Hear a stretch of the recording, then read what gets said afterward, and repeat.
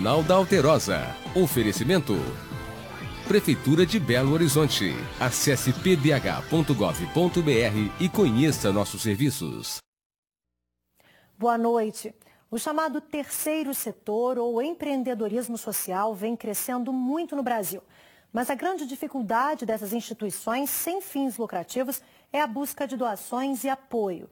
Você vai ver agora o que algumas ONGs têm feito para se manterem, serem sustentáveis, reduzirem os gastos, incentivarem a participação de voluntários e, o mais importante, continuarem prestando o trabalho social.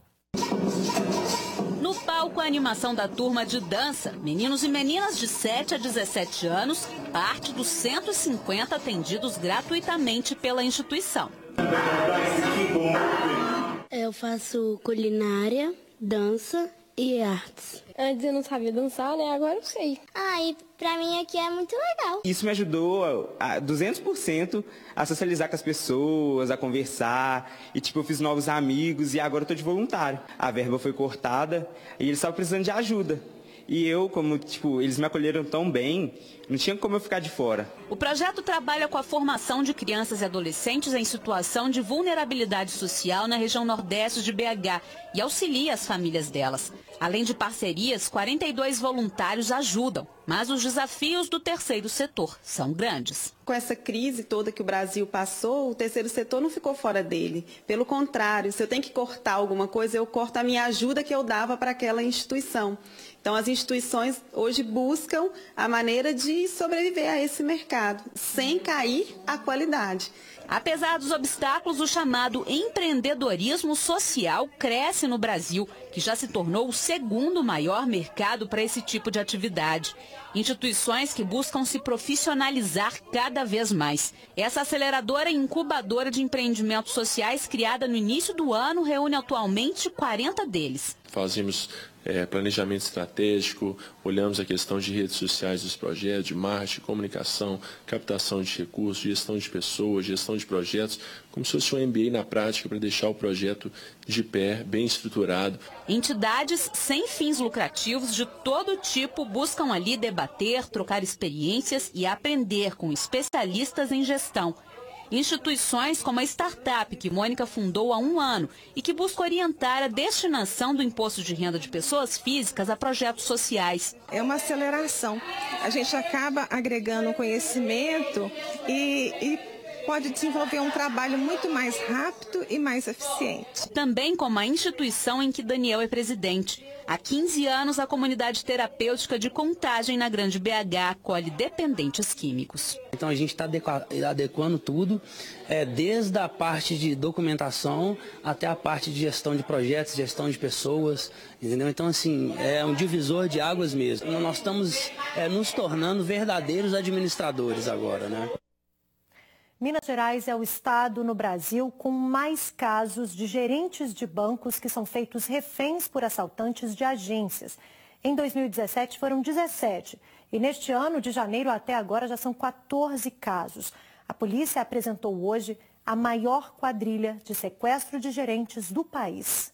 Os 11 homens e esta mulher foram presos, além de um adolescente apreendido na Operação Apagogi, que em grego significa sequestro. Com o bando foram apreendidas 4 pistolas 9mm. A quadrilha roubou 3 milhões de reais dos bancos. Os integrantes divulgaram fotos comemorando os crimes. A organização criminosa maior que atuava no Brasil devido à sua organização, ao requinte com que eles programavam e executavam os crimes, pelo número de crimes que eles conseguiram levar a efeito e pelo valor que eles conseguiram aferir das ações criminosas. A reportagem completa sobre as operações e investigações você assiste amanhã no Alterosa Alerta e aqui no Jornal da Alterosa. 2 homens foram presos e um menor apreendido depois que eles roubaram uma caminhonete em Divinópolis, no centro-oeste do estado. Houve perseguição e troca de tiros com a polícia. A caminhonete alvo dos bandidos vira esta esquina, no bairro Campina Verde, em Divinópolis. Logo atrás está o carro ocupado pelos assaltantes. Eles passam ao lado da motorista, que é obrigada a parar. Depois, um dos criminosos tenta abrir a porta da passageira. Uma mulher desce do carro assustada. Outro assaltante tira a motorista do veículo e foge. As vítimas saem a pé. Eram 3 autores, sendo que 2 deles estavam armados com armas prateadas, e eles chegaram para fazer a abordagem a essas vítimas com extrema violência e a todo momento proferindo ameaças à vida dessas vítimas. Pouco depois, a caminhonete roubada é vista sendo perseguida por uma viatura da Polícia Militar. O bandido chega a perder o controle da direção e sobe no passeio. A perseguição começou no bairro Tietê, perto do local do roubo, e durou quase 1 hora. Segundo a Polícia Militar, houve troca de tiros e um dos disparos atingiu o pneu da caminhonete. O assaltante perdeu o controle e caiu em uma ribanceira, às margens da MG 050. Os 2 suspeitos, de 23 e 24 anos, foram presos e levados para a delegacia. Eles têm passagem por tráfico, crimes contra o patrimônio. A PM ainda apreendeu um adolescente de 17 anos, suspeito de envolvimento no roubo. De acordo com a polícia, ele também esteve envolvido no atropelamento de 2 idosas em Ermida, em julho do ano passado. Gumercinda Maria Pereira, de 74 anos, morreu. Segundo a PM, o adolescente, na época com 16 anos, estava na caminhonete roubada que atropelou as vítimas. Com o trio, a polícia apreendeu um revólver com munição. O carro usado no assalto, que foi roubado de um idoso há 1 semana, foi recuperado. Criminosos que enterraram um garoto vivo foram julgados hoje em Pedro Leopoldo, na região metropolitana de BH. Eles foram presos em outubro do ano passado, depois de espancar e atirar no jovem, que mesmo ferido conseguiu sair da cova e foi encontrado na beira de uma estrada. O julgamento de Sérgio Costa da Silva, de 24 anos, e Carlos Vinícius dos Santos Pereira, de 28, começou por volta das 10 horas da manhã. Eles são acusados de espancar e enterrar vivo Samuel Júnior em meados do ano passado. O crime aconteceu depois que Samuel teria roubado 400 gramas de maconha de traficantes de Santa Luzia. Os criminosos descobriram e armaram uma emboscada para matar o garoto. Mesmo depois de espancado, com um tiro na cabeça e enterrado vivo, Samuel conseguiu sair da cova e buscar por ajuda. Depois de socorrido, ele foi encaminhado ao hospital, onde ficou em coma por 2 meses. A família acreditava que ele estava morto e buscavam pelo corpo. A gente foi no ML, foi em tudo quanto é lugar e não achava corpo, não achava nada. Aí fomos no João 23 várias vezes, ele não tinha dado entrada com 17 anos e ele tinha dado entrada no João 23, mais ou menos com a idade de 40 anos, tão deformado que ele ficou. Apenas quando saiu do coma que Samuel revelou os nomes dos criminosos. Os 2 foram presos em outubro do ano passado. De acordo com a polícia, eles têm passagem por homicídio, assalto e tráfico de drogas. A advogada de Carlos Vinícius diz que ele é inocente e espera a absolvição. A nossa tese é negativa de autoria, tendo em vista que a vítima ela apresenta muitas contradições no depoimento dela. Ela já apresentou 3 depoimentos divergentes. Então a gente quer saber realmente o que aconteceu, a verdade dos fatos, para que seja realizada a justiça da sua melhor forma. Já a família da vítima quer que os 2 acusados sejam condenados e relata que Samuel ficou com muitas sequelas após o crime. Ele ficou cego de um olho, anda com dificuldade, talvez vai ter que fazer cirurgia ano que vem porque a bala ficou alojada. Aí ele virou uma criança. O julgamento terminou agora no começo da noite. Sérgio Costa da Silva foi condenado a 12 anos e 6 meses de prisão. E o Carlos Vinícius dos Santos Pereira a 10 anos. 2 veículos bateram em um cruzamento em Santa Rita do Sapucaí, no sul de Minas. Por pouco, algumas pessoas na calçada não foram atingidas. O acidente foi registrado na região da rua Juca Castelo, no centro de Santa Rita do Sapucaí. Veja novamente o flagrante. O Ford Ka e o Fiat Strada se envolvem na batida. A parte da frente de um dos carros ficou bastante danificada. A Polícia Militar informou que o motorista do Fiat Strada acionou o seguro para cobrir os danos. Ainda segundo a PM, ninguém ficou gravemente ferido. Veja agora como vai ficar o tempo amanhã em todo o estado.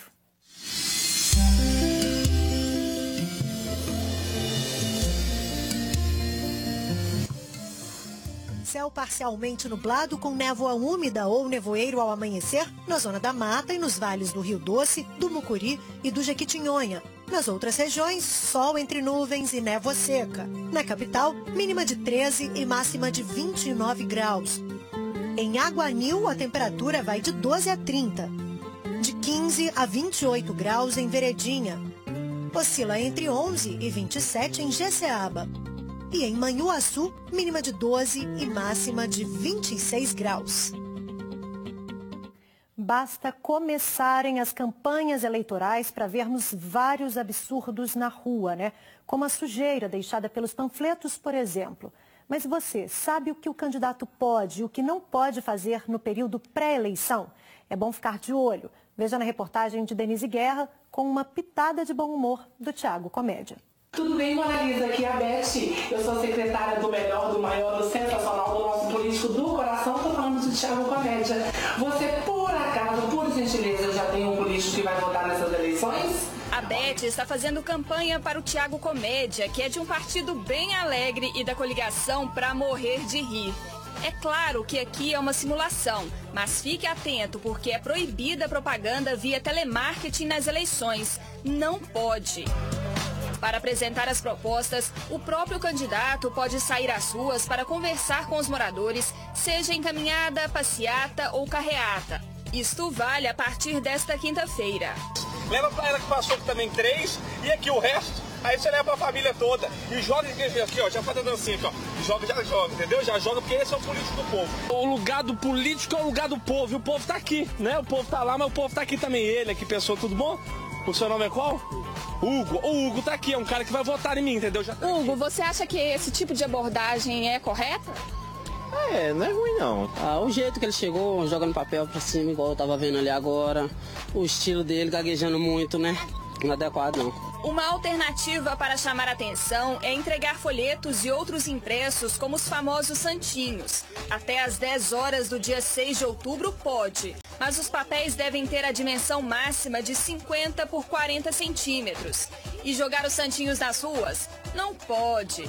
No dia da eleição, distribuir material de candidato também não pode. Vai poluir, né, o meio ambiente, é desperdício de papel, é desperdício de... Eles podiam fazer outras coisas além disso. Bandeiras e mesas para distribuição de materiais podem ao longo das vias públicas, desde que colocadas de 6 da manhã às 10 horas da noite. Os materiais também precisam ser móveis e não podem dificultar o bom andamento do tráfego de pedestres e veículos. Deixar os materiais o dia todo nas ruas não pode. As propagandas em TV e rádio vão de 31 de agosto a 4 de outubro, de segunda a sábado, às 7 da manhã e ao meio-dia. E na internet, algumas mudanças passam a valer nas eleições deste ano. Antes, não era permitido nenhum tipo de propaganda eleitoral paga. A partir das eleições desse ano, será permitido o impulsionamento pago de mensagens nas redes sociais. Então, continua proibida a propaganda em sites de pessoas jurídicas e em sites de órgãos públicos. A única permissão, como novidade para esse ano, portanto, é o impulsionamento de mensagens nas redes sociais. Queridos eleitores, olha, eu estou falando para vocês. Realizar comício está liberado de 8 da manhã à meia-noite. O prazo vai até 48 horas antes das eleições. Samba comigo. Só no sapatinho, só no sapatinho, É isso, eu vou trazer banda para todo mundo curtir. Pensa só, a banda só no sapatinho, exclusiva para você e sua família toda, pode ser? Tá. Isso não pega hoje mais, né? Esse negócio de comício e política passou o tempo, né? O candidato tem que ter conteúdo, né? Acho que ele pelo menos faz a gente rir. Fique atento, porque contratar show de artistas com finalidade de animação em comícios não pode. Também não pode colocar amplificadores de som e alto-falantes a menos de 200 metros das sedes das prefeituras, câmaras, tribunais de justiça, polícias, hospitais e escolas, bibliotecas e igrejas, quando em funcionamento. Olha que blusa linda, não é? Não é linda, bonita? Quer ter uma blusa dessa? Quer ter. Tô oferecendo brinde, quem não quer ganhar brinde? Eu falo assim, quem quer brinde? Lota de gente, entendeu? Mas isso também está proibido nas eleições. Não pode confecção, distribuição e utilização de brindes realizada por comitês de candidato ou com autorização dele durante a campanha eleitoral. O eleitor que muitas vezes está indeciso ou não sabe quais são as principais opções de candidato, eles têm na propaganda eleitoral esse caminho. Agora, a Justiça Eleitoral fica de olho também em eventuais irregularidades. Os candidatos não podem fazer simplesmente o que quiserem. Então, caso algum candidato ele veicule a sua propaganda de maneira irregular, ele fica sujeito às penalidades e o eleitor pode trazer essa notícia de irregularidade à Justiça Eleitoral ou ao Ministério Público. Com bom humor, o recado está dado. Daqui a pouco tem sorteio de ingressos para uma peça que está em cartaz só para convidados, em homenagem aos 90 anos do Jornal Estado de Minas. E ainda você vai ver um grupo de mulheres que se reúne uma vez por mês para bordar ao ar livre. É depois do intervalo, nós voltamos já já.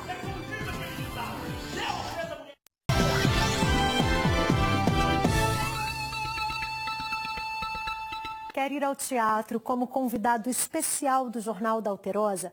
Então ligue agora e participe. 3209-0966 DDD 31. Em homenagem aos 90 anos do Jornal Estado de Minas, o Grupo Diários Associados vai levar você ao teatro. São vários pares de ingressos só para convidados. As sessões não serão vendidas. O ganhador vai assistir no próximo fim de semana a comédia Homem é Tudo Igual, Não Vale R$1, no Teatro Alterosa. A sessão especial é para você que faz parte dessa história. Ligue e venha comemorar conosco. 3209-0966, DDD 31. Participe e boa sorte. A inspiração para os trabalhos manuais pode vir de onde menos se espera. Um grupo de mulheres de Juiz de Fora, na Zona da Mata, resolveu se juntar para bordar em um museu ao ar livre. Uma forma de relaxar e aproveitar a natureza para despertar a criatividade. Bordar é uma arte que precisa de sensibilidade e criatividade. E fazer o trabalho em meio à natureza e os amigos é ainda mais inspirador. Através do bordado livre é que a identidade do artesão se faz. Sem se preocupar com a perfeição dos pontos, os desenhos se formam de maneira natural. No bordado a gente trabalha a criatividade e aquela frustração de não fazer perfeito tem a oportunidade, assim como na vida, de refazer, né? Gerando aí uma expectativa de realização no bordado, trazendo autoestima para aquilo, a peça pronta, né? Quando você entrega, quando você presenteia, trabalhando a autoestima. Bordado livre é você ter essa liberdade mesmo de você poder colocar a cor que você quer, o ponto que você quer, porque é uma imensidão de pontos. São mais de 100 pontos que a gente pode juntar um com o outro para ter uma paisagem. Para proporcionar esse momento de terapia e relaxamento para mais pessoas, a Ana teve a ideia de criar o projeto Bordando no Museu. O objetivo é trocar experiências e tirar os artistas de dentro de casa. O espaço do museu estava sendo ocupado por várias pessoas em várias situações. Teatro, gente fazendo book, fazendo piquenique. Eu falei, gente, por que não a gente juntar a turma das bordadeiras? São muitas em Juiz de Fora. E a gente vir para o espaço aqui e bordar. Borda homem, borda mulher, borda criança, borda jovem, borda velho também. Mas bordado é isso, é vida, é arte, né? A gente tem que respirar um pouco de coisa boa na vida, né? O encontro acontece todo primeiro domingo do mês no Jardim Simétrico do Museu Mariano Procópio, em Juiz de Fora. Qualquer pessoa pode participar e é de graça. O JA termina aqui, você fica agora com o SBT Brasil. Eu te espero amanhã, a partir das 7h15. Boa noite para você e até lá. Tchau!